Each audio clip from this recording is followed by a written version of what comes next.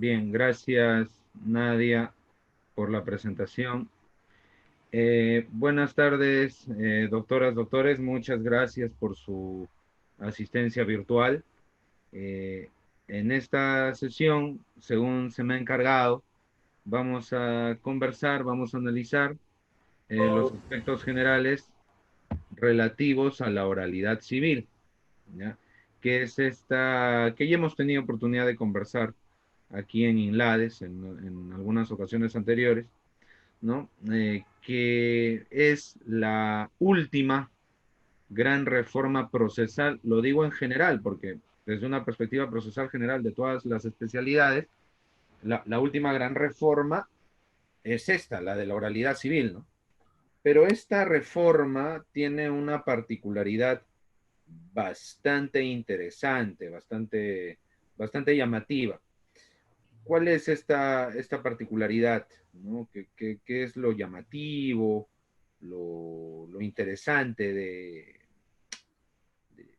de esta reforma? Que la distingue del resto de implementaciones de oralidad, digámoslo así.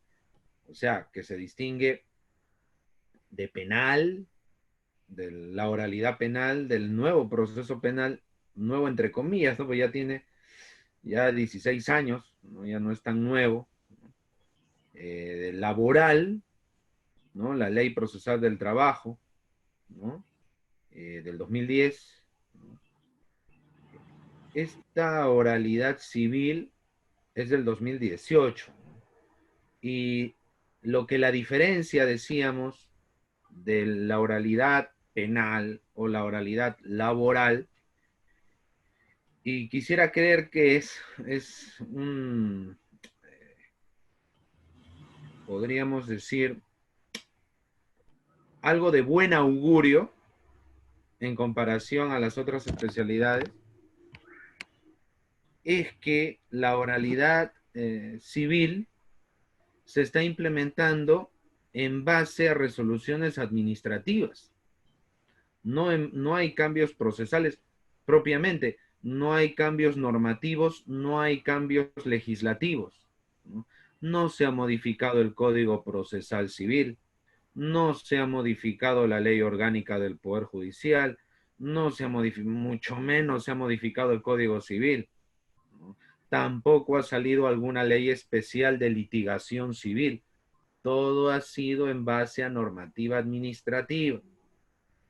Entonces, eh, la oralidad civil ha sido básicamente una reforma, o viene siendo una reforma, que, para decirlo sin ambages, a diferencia de las anteriores, no de penal o de laboral, nace por voluntad política de los magistrados. En cambio, en las reformas anteriores, pues tuvo que haber o una norma autorizativa por un decreto legislativo para una ley, la intervención del Congreso, ¿no? Pero para las normas administrativas no. Todo lo ha establecido el Consejo Ejecutivo del Poder Judicial, ¿no? Y claro, cuando uno revisa el plan piloto de implementación de los módulos civiles de litigación oral, ¿no? eh, lo que advierte, lo que es posible advertir, lo que es posible notar de ese plan piloto de abril del 2018 es la oralidad no es un tema de normas, no es un tema de leyes, no es cambios normativos o cambios legislativos. La oralidad es una metodología de trabajo, es una forma de trabajar con las normas que ya están vigentes, ¿no? Claro, yo he escuchado por ahí, no significa que yo lo suscriba, pero en aras de enriquecer esta charla, lo comento, ¿no? No han faltado los que han dicho, bueno, en realidad eso lo ha dicho el CEJA, ¿no? Este organismo, ¿no? De la OEA para temas de reformas en la Administración de Justicia, ¿no? Que tiene su sede principal en Chile, en Santiago.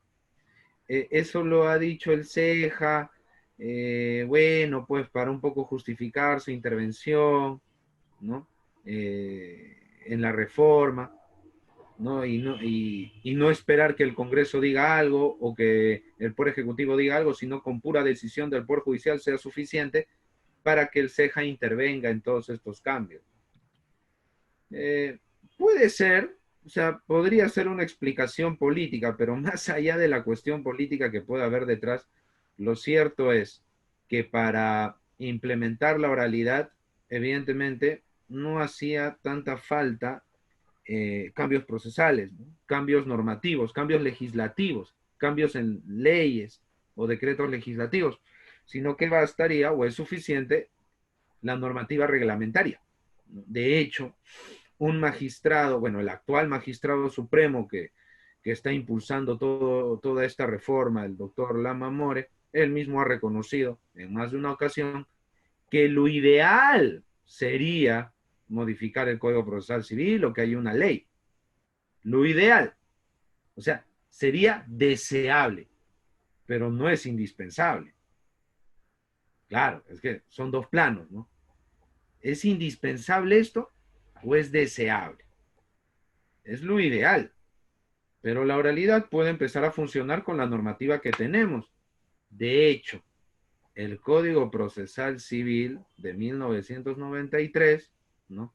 Nació para ser un proceso o una norma que regule procesos por audiencias.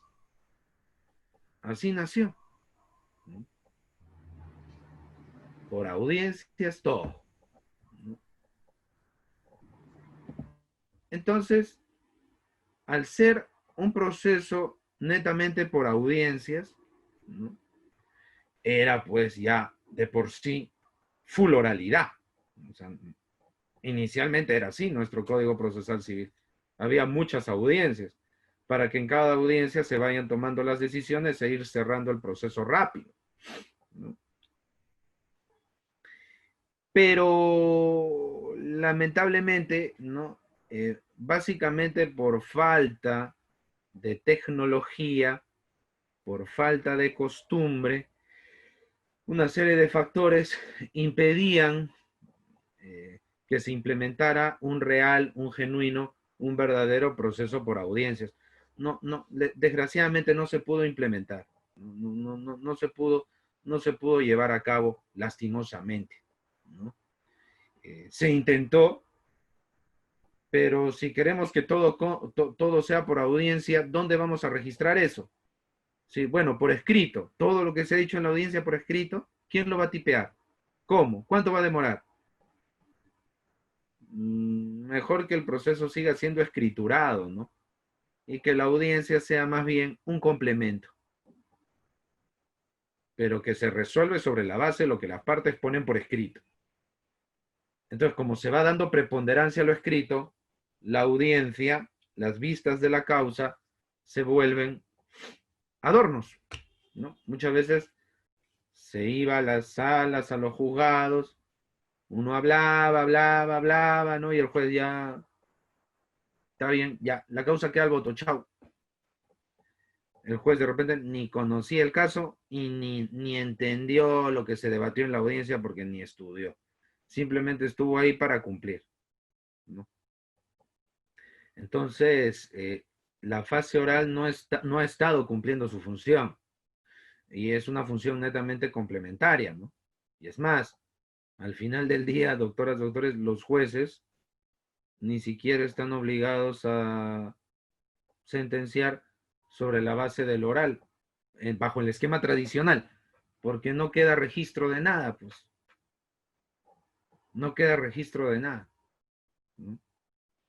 ¿Sobre qué se resuelve al final del día? Sobre lo que está escrito.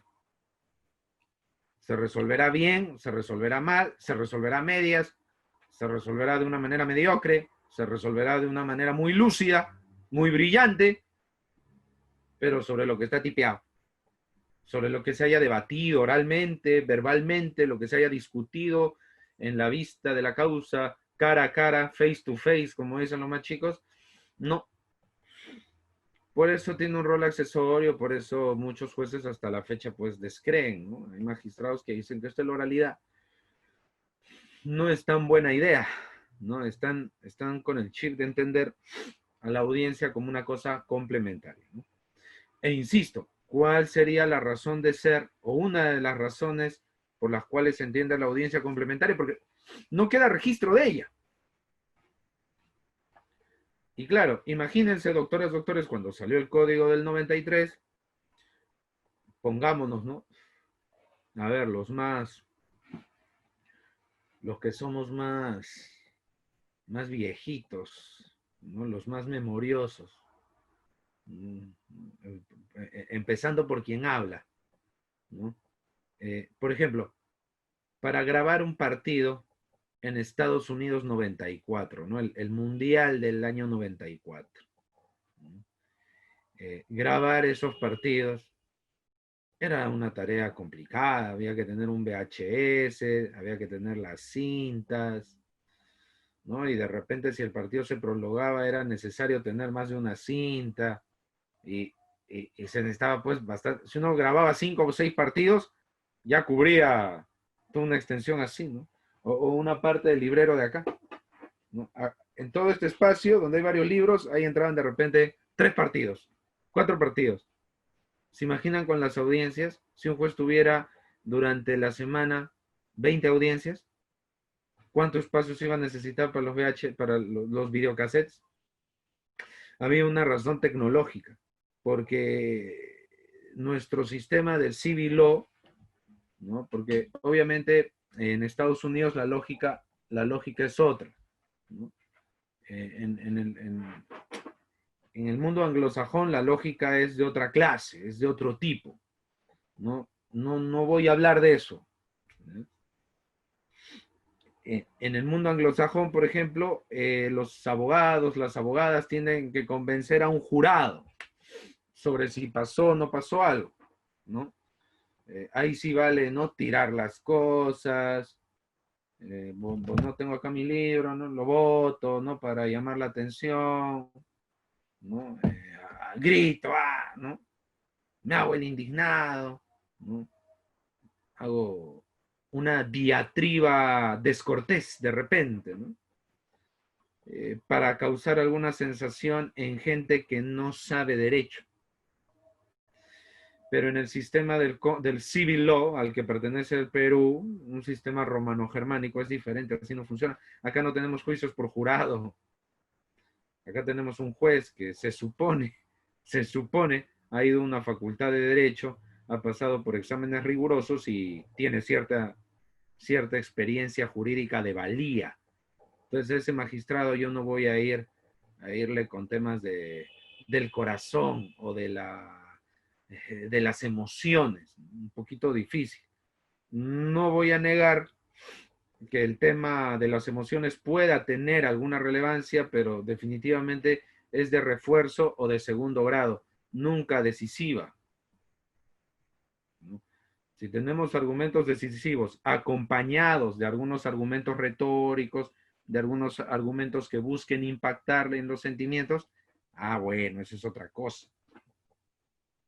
Entonces, en los sistemas del civil law se necesita el registro de las cosas. Nuestra experiencia es distinta a la del common law. Y precisamente porque era impráctico tener un registro, ya pues imposible, ¿no? En cambio, doctores, hoy es diferente. En una pequeña memoria que de repente es más pequeña que este smartphone, pueden haber decenas de terabytes. Y ahí entran centenares y centenares de audiencias en esto. Y esto es, de repente hasta menos espacio y más audiencias, ¿no? Además se tiene la nube, ¿no?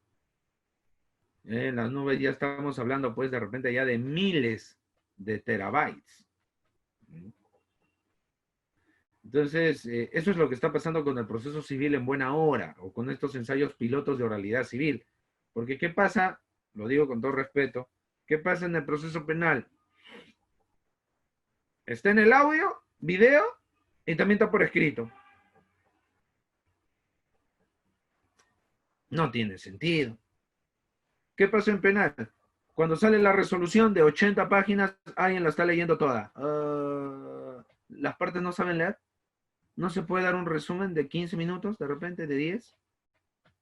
¿No? Entonces, en buena hora en civil no está pasando eso. Por eso creo que el mismo nacimiento de la oralidad civil, al ser distinta o distinto al nacimiento de sus hermanos mayores, el proceso penal y el proceso laboral, la oralidad civil me parece que es más prometedora. Definitivamente tiene un nacimiento más auspicioso, porque al final del día, doctoras, doctores, como decía Carneluti, ¿no? Preferible es un buen juez con una mala norma que una buena norma con mal juez. Siempre lo preferible es el magistrado. Y si al final del día ha habido una voluntad política en la judicatura para implementarlo, eso ya es algo por sí mismo positivo y auspicioso. Entonces, eso por un lado, ¿no? Ahora, al ser la oralidad una metodología, y creo que esta idea, doctoras, doctores, es bien importante para que no nos vaya a pasar, por lo menos a los que estamos un poquito más interesados en temas civiles, para que no nos vaya a pasar como en la experiencia penal o laboral, ¿no? De repente más penal, que hay más preocupación por la forma y no sobre el fondo. La oralidad civil no reemplaza el conocimiento del derecho. La oralidad civil no sustituye, ¿no? El conocimiento del derecho procesal o el conocimiento del derecho civil, ¿no? Procesal civil o civil, ¿no?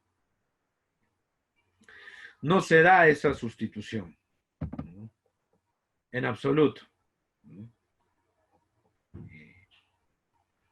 Los conocimientos de oralidad, doctoras, doctores, son un complemento importante, no lo vamos a despreciar obviamente.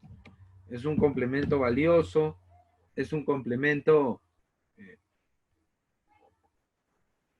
relevante, ¿no? Pero definitivamente no sustituye el conocimiento, no sustituye el saber jurídico. El saber jurídico, doctoras, doctores, es irreemplazable. Es irreemplazable, ¿no? Y aquí, fíjense, ¿no? Que estando en una actividad académica de carácter civil, voy a citar al reconocido, ¿no? Profesor universitario, magistrado de la Corte Suprema, ¿no? El doctor Neira Flores, que él bien dice, ¿no? Acá no se trata de aprender los 10 mandamientos de la litigación oral. Acá se trata de saber derecho. Lógico, totalmente de acuerdo. ¿No? No es un tema de meras formas o mera metodología, ¿no? Siempre es un tema netamente jurídico y eso lo señala el plan piloto, ¿no? La oralidad es una manera nueva de trabajar, nada más. Las herramientas para resolver los casos son las mismas. El derecho civil, el derecho comercial, en fin, el derecho sustantivo privado y la norma procesal correspondiente, que es el Código Procesal Civil. No hay más. No hay más, ¿no? Entonces, doctoras, doctores, la oralidad, ¿no? ¿Por qué la podríamos considerar como una nueva metodología? Porque lo que busca es, doctoras, doctores, en esencia, ¿ya? En esencia, lo fundamental es que busca que el magistrado depure la información, que el magistrado esté con información depurada para tomar una decisión. El magistrado en la llamada audiencia preliminar, el magistrado, con ayuda de las partes, ¿se entiende? Nunca solo, con ayuda de las partes, de la parte demandante, de la parte demandada, entre los tres van a organizar la información, van a llevar adelante una discusión que va a permitir delimitar bien los problemas jurídicos que se tienen que resolver para tomar una decisión. Entonces, a la llamada audiencia preliminar no se tiene que ir a leer demandas o leer contestaciones de demanda. A la audiencia preliminar se va a discutir sobre los puntos neurálgicos, sobre los puntos clave, no sobre otra cosa, no sobre otros temas. Se va directo al grano, se va directo al punto, que es materia de discusión. No se va a hablar, no se van a exponer antecedentes porque se supone, esa es la idea, de que todos, juez, abogadas y abogados, ¿no? De ambas partes, van preparados, van ya todos conociendo, sobre todo los jueces, conociendo los antecedentes, ¿no? Entonces simplemente se va a hablar de puntos controvertidos.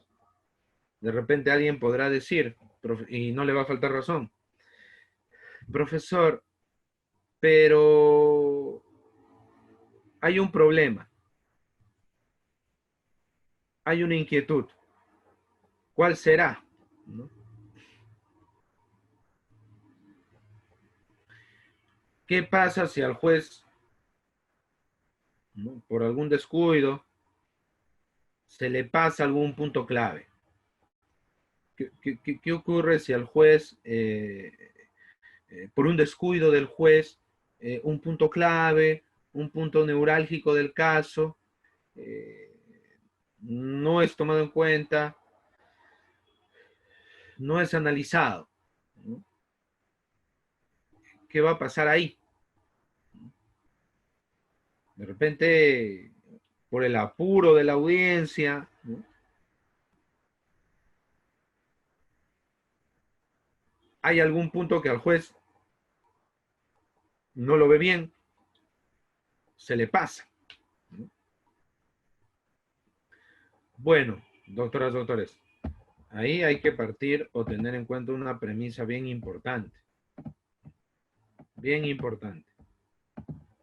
¿Cuál es?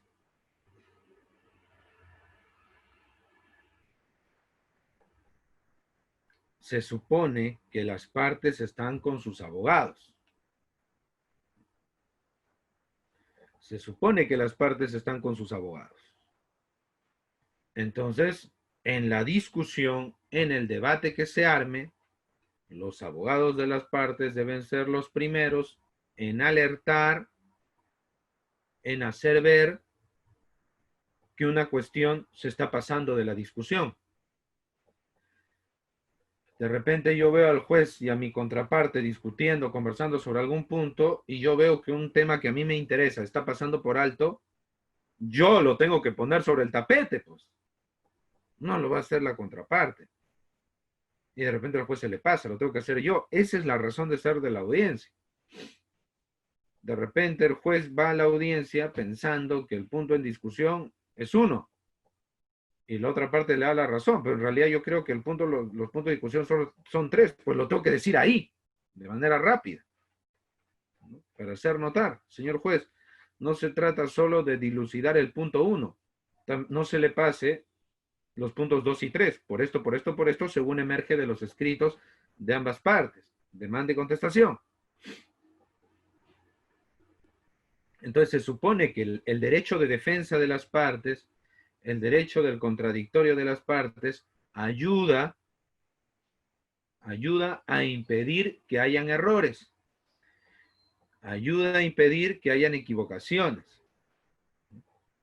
Por eso la importancia de la audiencia, para que las partes puedan decirle al juez en su cara y que el juez tome debida nota de forma directa sobre el enfoque de las partes, sobre los aspectos clave o los aspectos fundamentales del proceso,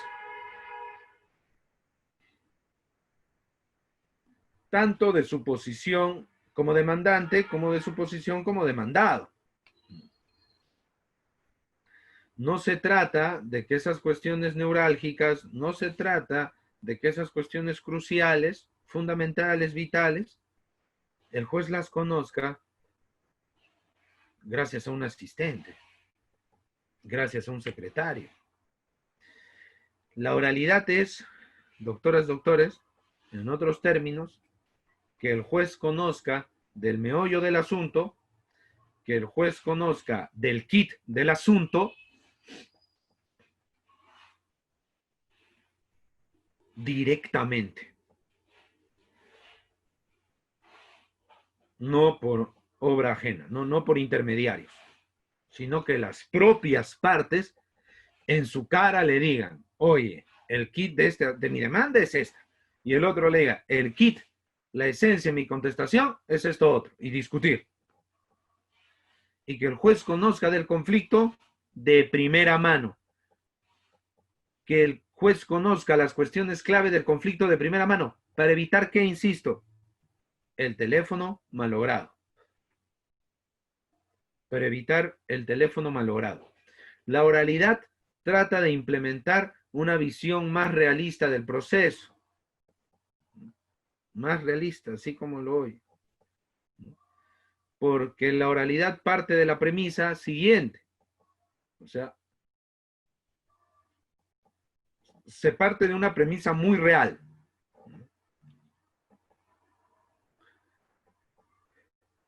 Uno puede decir, oiga, pero el juez puede, con tranquilidad, con su tiempo, conocer la postura de las partes leyendo sus escritos. El juez puede conocer el quid del asunto leyendo los escritos de las dos partes. ¿Cuál es el problema? El juez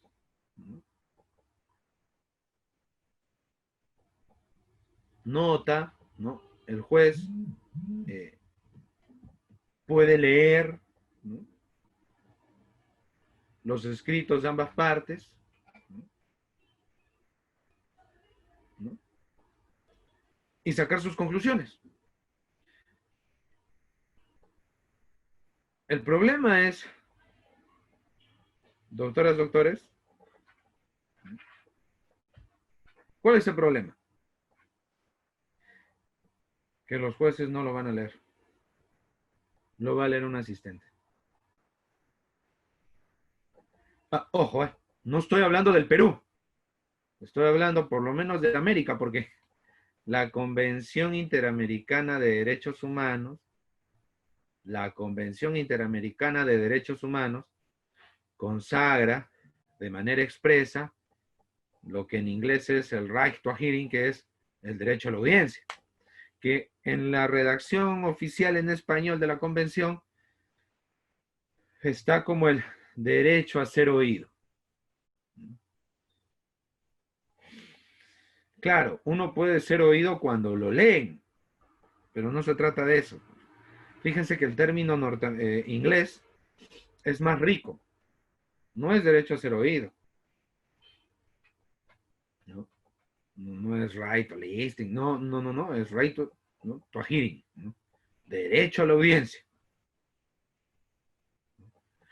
Una audiencia donde yo pueda tener un diálogo con el magistrado. ¿Para qué?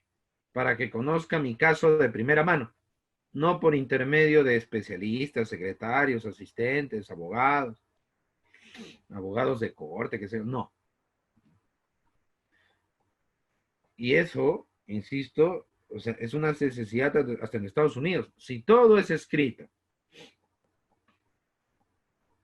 y las partes hablan poco con el juez no va a leer todos los escritos de todas las partes, de todos los procesos a su cargo. ¿Quién lo va a leer? Un asistente, un especialista, un secretario. Él lo lee y le cuenta al juez para decidir sobre la base de lo leído. ¿Qué va a haber? ¿Qué cosa va a haber en gran cantidad? Teléfono malogrado. Y vía teléfono malogrado se van a decidir los casos. Evidentemente, eso no necesita mayor análisis. Evidentemente, eso es malo. Evidentemente, eso no es positivo, no es cualquier cosa menos bueno.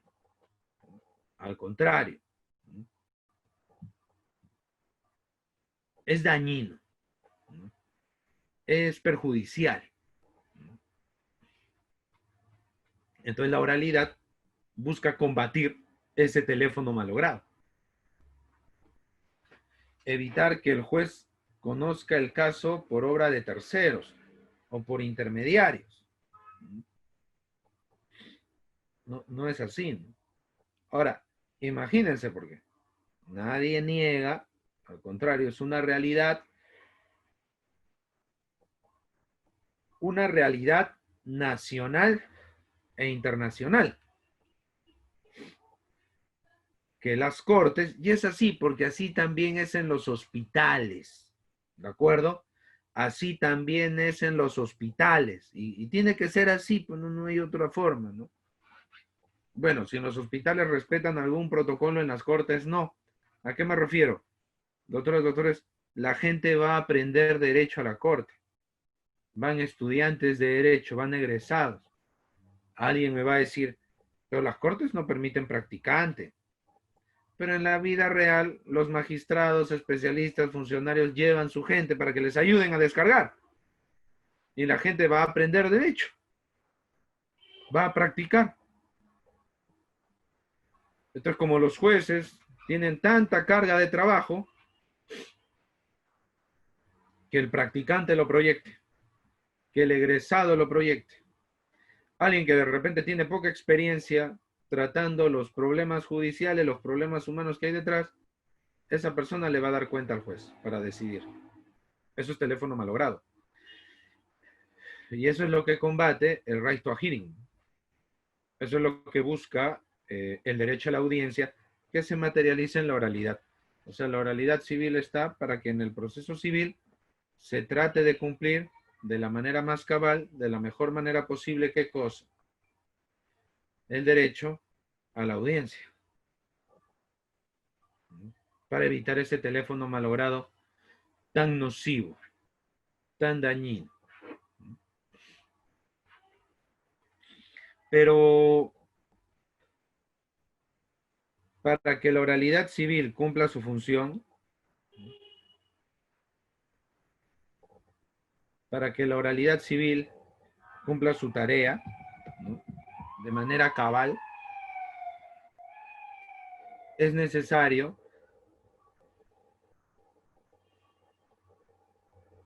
que los actores hagan su tarea. ¿Cuál es la tarea y a qué actores me refiero? Pues a los abogados y al juez, fundamentalmente, ¿no? Más allá que las partes puedan hacer informes sobre hechos, pero evidentemente esto es un tema jurídico. Más que nada se requiere que sean los jueces y los letrados los que hagan el trabajo. ¿Cuál trabajo?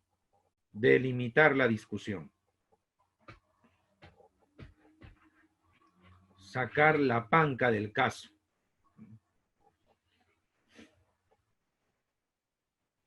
Y quitada la panca del caso, quede solo, como quien dice, la carnecita, ¿no?, y con eso se decide.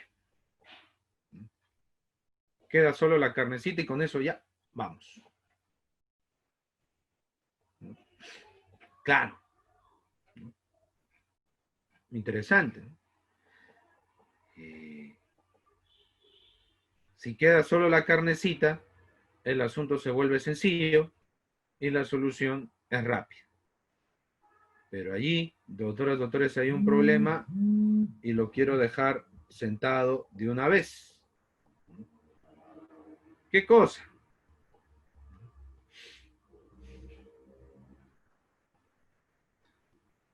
Que para hacer la tarea de abogada, de abogado, de juez, hay que manejar más derecho sustantivo. Ni siquiera derecho procesal. Tiene que haber un mayor manejo del derecho sustantivo. El manejo del derecho sustantivo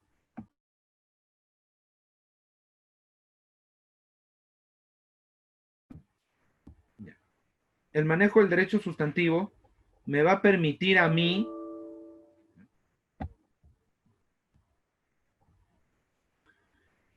acelerar la solución de los casos. Y va a ser más productiva, va a hacer que fluya mejor ese debate de la audiencia preliminar, que es clave en la oralidad. Porque esa audiencia preliminar, doctoras, doctores, es como un cernidor. ¿Qué es lo que busca? Tratar de resolver los casos sencillos, o que se supone son sencillos, ¿no? En audiencia, rápido, sin hacerla larga.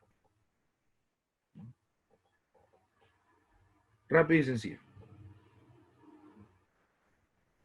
No hay que complicarse mucho. La cosa es rápida, la cosa es sencilla. No hay que hacerla muy larga, porque el fondo de la discusión se puede vislumbrar más rápido. No pretendo negar de ninguna manera la importancia del derecho procesal. De hecho, el derecho procesal muchas veces nos va a ayudar a notar los vicios, a notar los defectos. No, definitivamente no pretendo negar tal cosa. No, en absoluto. El derecho procesal es importante, por supuesto. Lo que ocurre, doctoras, doctores, es que si ponemos las cosas en la balanza, y bueno, eso ya lo decía Piero Calamandrei, gran procesalista, el derecho procesal es instrumento del derecho sustantivo. El derecho procesal, al final del día, es instrumental del derecho civil, ¿no? Y manejar las categorías sustantivas, insisto, me va a permitir que hacer funcionar bien ese cernidor, que es la audiencia preliminar. ¿Por qué cernidor, repetimos? Porque la audiencia preliminar me determina, me identifica qué casos se pueden resolver rápidamente y qué casos no. Qué casos se pueden resolver en un 2x3 y qué casos no. Los casos que no se pueden resolver en un 2x3, ¿a dónde van? A la audiencia de juzgamiento, donde se supone hay un mayor debate probatorio. Pero si el mayor debate probatorio no es tan necesario, no hay problema, ¿no? A ver, doctores, cuidado con su audio, por favor.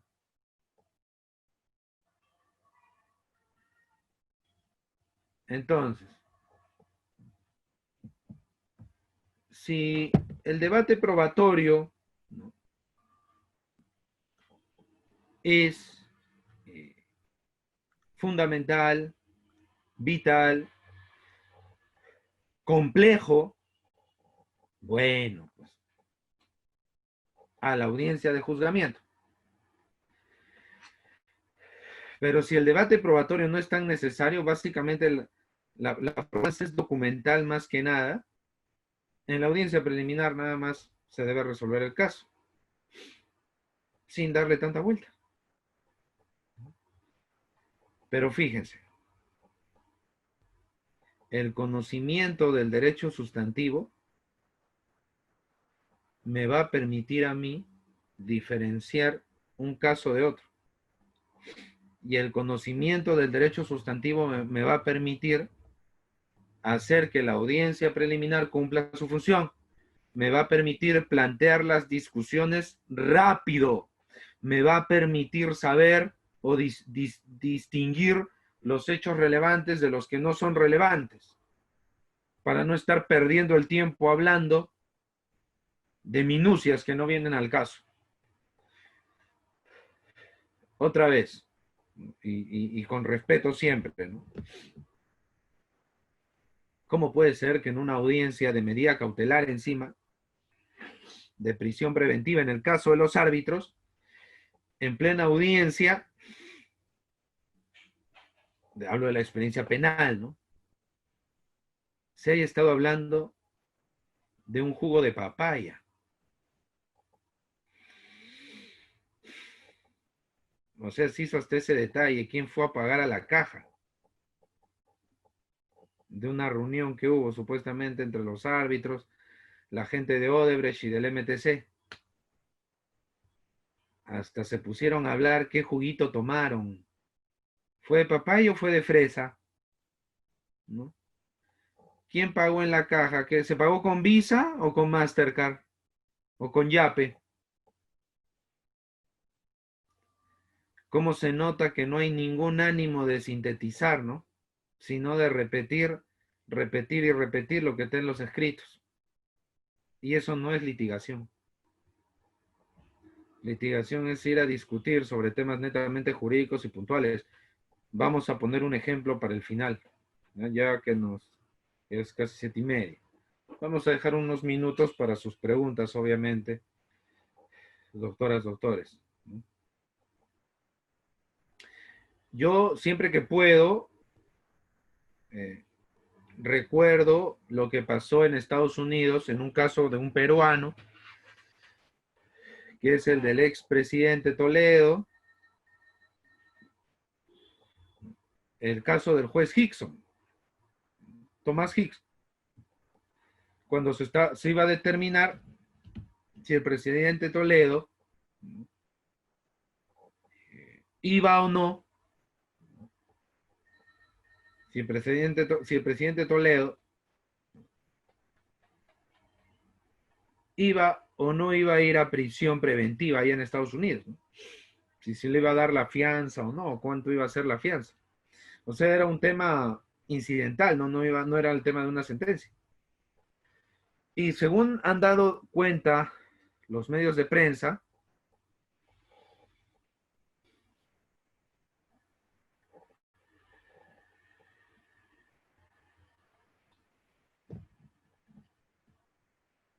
esa audiencia no duró ni una hora.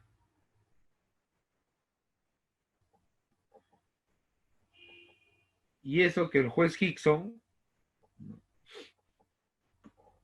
les dijo a las partes al comienzo: ¿saben qué? Quiero analizar, quiero que se tenga en cuenta, ¿no?, que este caso es delicado por dos razones. Uno, compromete a un expresidente de un país que junto con nosotros está en la OEA. Número dos, es un caso de corrupción internacional. O sea, corrupción y diplomacia, relaciones internacionales. Entonces el juez Hickson le hizo la invocación a la defensa y a la fiscal de que tengan en cuenta que están ante un caso muy delicado. La audiencia duró decenas de horas, duró 3 horas, 10 horas, 20 horas, fue en 3 fechas, 45 minutos, doctoras, doctores. 45 minutos. Ahí está, pues. Es que allá sí se hace litigación, ¿no? y no digo que aquí no se haga. A mí solo me llama la atención que en las audiencias estén hablando de jugos de papaya y si pagaron con Mastercard o con Visa, ¿no? O sea, si vamos a hablar de si su papá fue bombero o qué ropa tenía puesta, nos vamos a tirar 80 horas hablando, ¿no? Y a la audiencia no se va a eso, pues. Se va a hablar simplemente de los aspectos neurálgicos. Y hablando de aspectos neurálgicos, pues, el primer caso que se resolvió bajo las reglas de la oralidad civil en el Perú fue un caso de otorgamiento de escritura pública proceso sumarísimo tramitado en la Corte de Arequipa. Los hechos, doctoras, doctores, son los siguientes. Una colega, como nosotros, una abogada, celebró un contrato de locación de servicios con dos personas ya adultas mayores, ya mayorcitos, ¿no? Que estos señores tenían una serie de procesos judiciales. Entonces a la abogada se le contrató para que patrocinara y cerrara estos procesos, para que llevara los procesos hasta el final. ¿Ya? Bien, bien. Entonces, ¿no? Se le contrató para eso.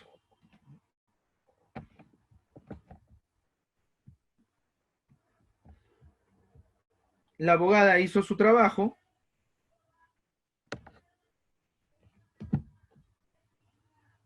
Pero, ¿no?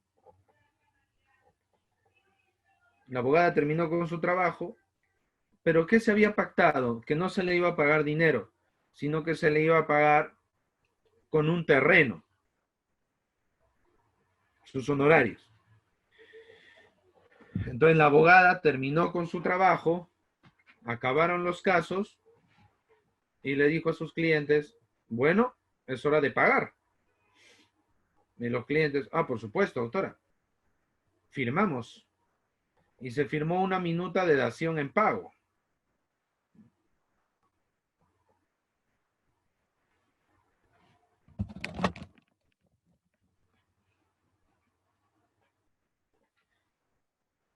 Hasta ahí bien.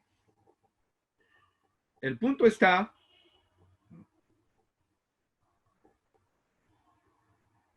que cuando la abogada les dijo, vamos a firmar la escritura pública, hubo problemas. Es más, el señor cliente, recuerden que era una pareja de esposos, el marido fallece, solo queda la esposa. Vienen los hijos, que son los sucesores, la abogada demanda a los sucesores dicen, doctora, no vamos a firmar nada, y además, doctora, pensamos que no le corresponde a usted que se le otorgue la escritura pública de esta dación en pago del terreno, que a la sazón, doctoras, doctores, eran como 7,000 metros cuadrados, un terreno de varios miles de metros en Arequipa. A usted, abogada, no le corresponde este terreno porque usted no ha terminado con los casos. Segundo, todos los casos usted los ha perdido. Y tercero, la firma de nuestra mamá, la huella digital de nuestra madre, está viciada. Está mal.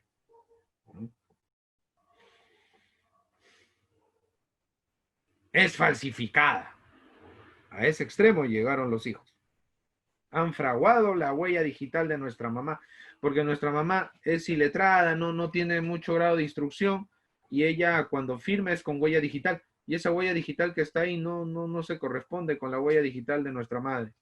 Hay algunas diferencias. Entonces todo es trucho. O sea, ¿qué argumentaron los hijos? Que no se cumplió el contrato de locación, y por eso no correspondía a la dación en pago, y si no correspondía a la dación en pago, no hay escritura pública. Número 2, que había nulidad. porque la mamá nunca había intervenido ahí, que su huella digital era fraguada. La abogada decía que no, que se hizo la dación en pago, el solo acuerdo transfiere la propiedad, así que están obligados a suscribir la escritura pública. La dación en pago se firmó. ¿Qué es lo que quiero que noten aquí? Que el juez hizo la audiencia. Una audiencia que duró pues 17 minutos más o menos. Solo estuvo la parte demandante, la abogada. Los demandados no fueron a la audiencia. Los demandados brillaron por su ausencia. Pero lo cierto es que en su contestación de demanda, los demandados ofrecieron medios de prueba. Y uno de los medios de prueba que ofrecieron fue los expedientes donde la abogada había sido patrocinante. ¿Qué querían demostrar los hijos? Señor juez, revise los expedientes donde la doctora demandante, la abogada demandante, fue patrocinante y mire usted si cumplió o no cumplió con el contrato de locación de servicios que firmó con nuestra mamá iletrada, que le han hecho la huella digital, y con nuestro papá difunto. Ellos ofrecieron esos medios de prueba, pero no fueron a la audiencia preliminar. ¿Qué dijo el juez? Bueno, he escuchado a la parte demandante, ¿no? He escuchado a la parte demandante, los demandados no han venido, pero lo cierto es que aunque los demandados no hayan venido, tienen su derecho a probar. Entonces ellos dicen que se oficia a los juzgados donde la abogada litigó, donde la abogada demandante patrocinó para ver si cumplió o no cumplió con la locación de servicios, ¿no? Para que le toque la dación en pago. Bueno, pues oficiaremos. Así que la audiencia preliminar acaba y se van a actuar los medios probatorios. Una vez que se consigan esas pruebas, el juez va a resolver analizándolas, ¿no? Fin del tema. Mientras el juez se fue juzgado por juzgado, consiguiendo la información hasta que sentenció, ese proceso sumarísimo pasó, doctoras, doctores, año y medio.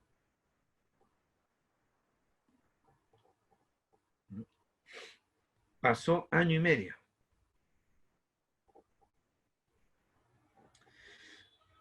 La pregunta es, ¿no podía el juez resolver ahí nomás? ¿Era necesario que el juez actúe esos medios de prueba en honor al derecho a probar y demorarse año y medio más? La verdad, no, doctoras, doctores, por temas sustantivos. ¿Qué sucede? Fíjense, es muy simple.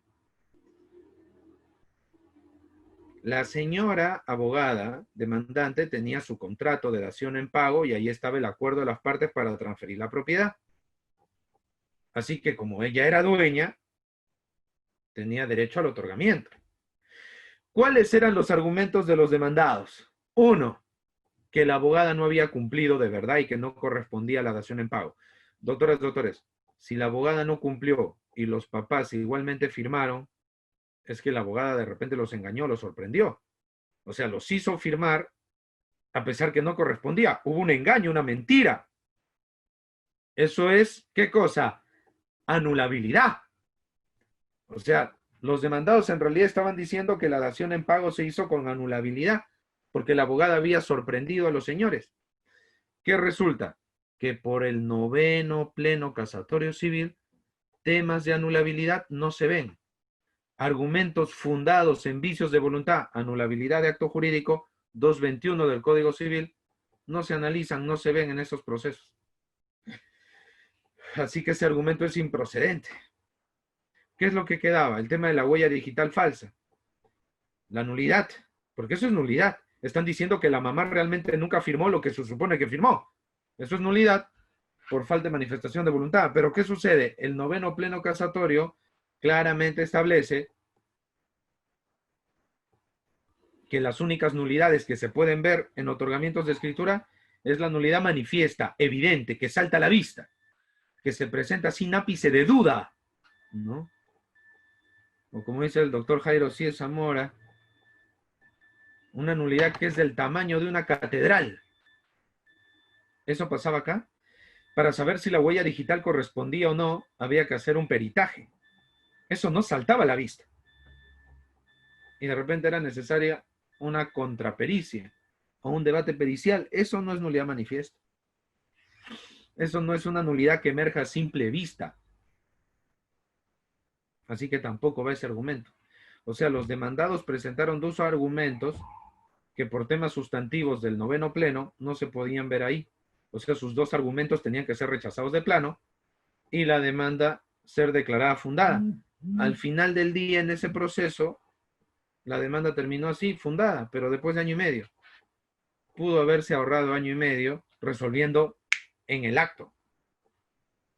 Señores demandados, sus argumentos no son nulidad manifiesta. Ustedes no explican nunca por qué es nulidad manifiesta. No les hago caso.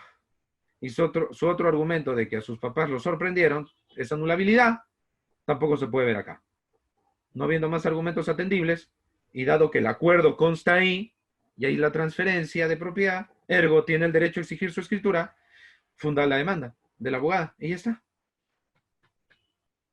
No se necesitó año y medio para resolver el caso. Ese es el tema. Si yo no manejo el tema sustantivo, me quedo en lo procesal. ¿Y qué digo? El derecho a la prueba. Y me demoro año y medio más.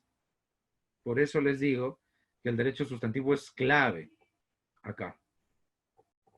Porque es el derecho sustantivo el que me va a ayudar a resolver las cosas de un par de patadas, que es lo que la oralidad busca. ¿No?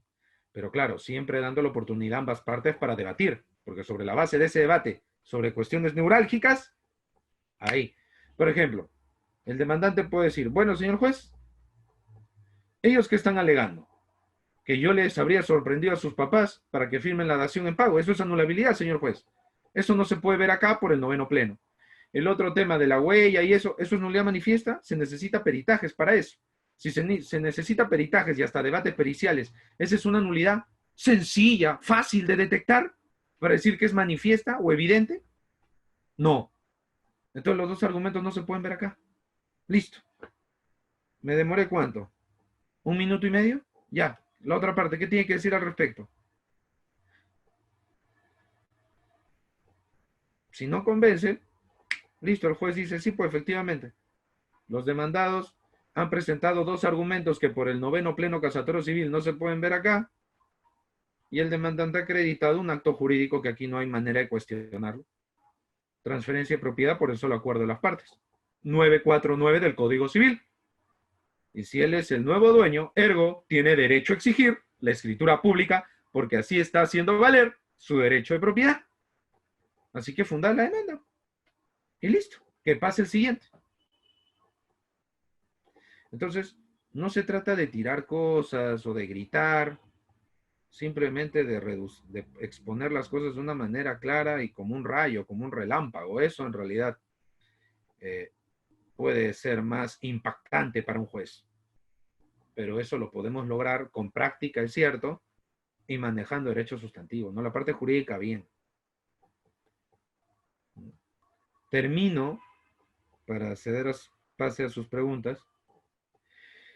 En una entrevista que salió hace unos meses, el prestigioso profesor español Jordi Ferrer le preguntó a Michele Tarufo qué opinaba de la oralidad. Y Michele dijo, hay que tener cuidado con la oralidad, porque los procesos complejos no se pueden resolver en una audiencia de media hora. Es cierto. Es cierto. Y es que la oralidad nunca va a demandar que los procesos se resuelvan en media hora. ¿Por qué? Porque los abogados tienen que estudiar su caso. Armar su demanda les va a demorar horas y horas.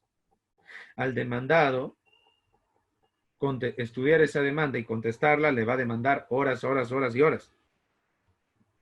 Y al juez estudiar ambos documentos también le va a demorar algunas horas. Luego de esas horas de trabajo, se va a la audiencia a discutir solo sobre lo neurálgico. se va a discutir sobre el meollo de las discusiones, no sobre otros temas, porque se supone que los tres están preparados y ya conocen los antecedentes. Vamos al meollo del asunto. Acá no es para hablar, en el caso de Arequipa que les he contado, ¿qué se sembraba en esa chacra? ¿La abogada era colegiada en Arequipa o en Lima? Fíjense, ¿eh? ¿De qué trataban los procesos donde patrocinó a la abogada? Ven cómo cuando no tengo claro el derecho sustantivo me voy por las ramas y complico innecesariamente el caso.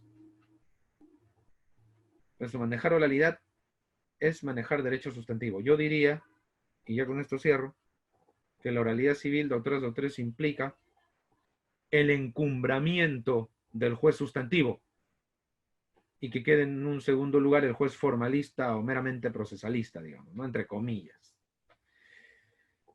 Muchas gracias, doctoras, doctores. Quedo atento a sus preguntas y a la moderación de Nadia. Gracias, Nadia, también por tu moderación, y a Henry Ventura de Inlades por esta nueva oportunidad. Quedo atento a las preguntas que tuvieran a bien realizar. Gracias. Gracias, doctor Ford, por su ponencia. A ver, si tienen preguntas, tienen la libertad de abrir el micrófono o de usar el chat.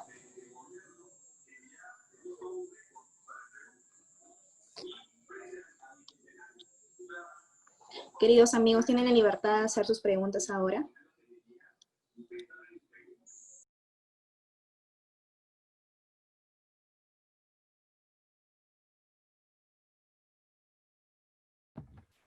Creo que ha quedado claro, Nadia. Sí, parece que sí, doctor. Bueno, si no hay más preguntas, yo sí tengo una pregunta, doctor. ¿Considera usted que de una u otra manera los escritos le quitaban esa eficacia al proceso civil? Muy buena pregunta, Nadia, gracias. A ver, hay un profesor español, ¿no? Llamado Jordi Nieva, y pienso que tiene razón. Dice que la oralidad no implica desprendernos totalmente de lo escrito. Hay actos que tienen que ser escritos sí o sí, y básicamente son los actos postulatorios, la demanda y la contestación. Claro, el proceso civil jamás se va a convertir en un habeas corpus, ¿no? Que puede ser verbal. La demanda y verbal la contestación, imagínate, no. Y que se levante un acta de tu demanda, no.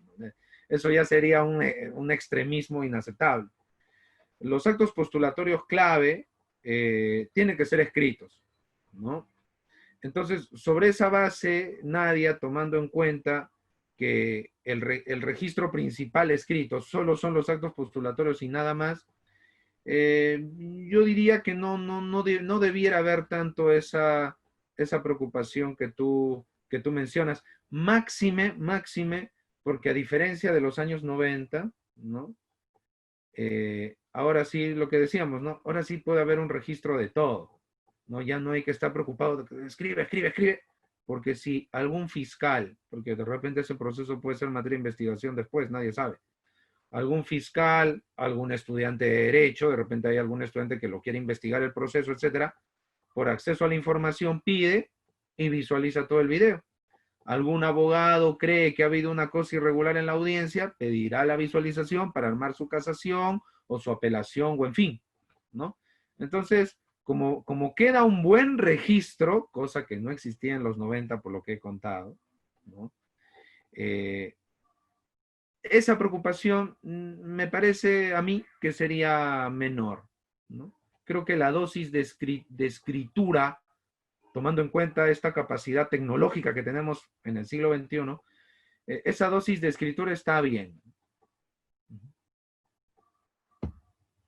Gracias por tu pregunta. Gracias a usted, doctor. Los demás, si tuvieran alguna pregunta, alguna duda, lo pueden hacer ahora. Pueden activar el micrófono, pueden poner sus preguntas en el chat.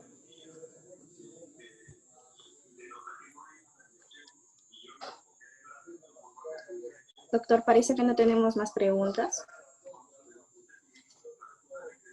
Bien, entonces por mi parte, Nadia, te agradezco la moderación, eso sería todo. Y muchas gracias también a Henry y a cada uno de los participantes de esta noche. Ya nos veremos en la siguiente sesión. Buenas noches. Gracias. Gracias a usted, doctor Jorge. Buenas noches. Antes de terminar con esta sesión, quiero agradecer también la presencia del doctor Ford y recordarles la próxima sesión que va a ser el miércoles 16 a las 7:30 p.m.